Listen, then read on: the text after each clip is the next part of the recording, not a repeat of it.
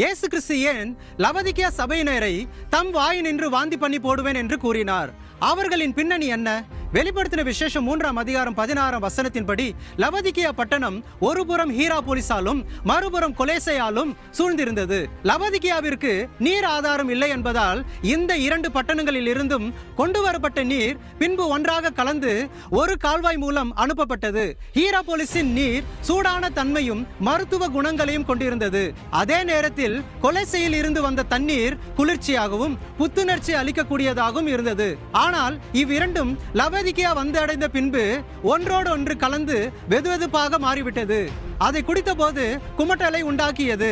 லவோதிக்கேயாவில் உள்ள விசுவாசிகளை குறித்து இயேசு கிறிஸ்து பேசிய போது சபை அங்கத்தினர்களையும் அவர்களுடைய ஆவிக்குரிய நிலைமையையும் அத்தண்ணீருக்கு ஒப்பிட்டார்.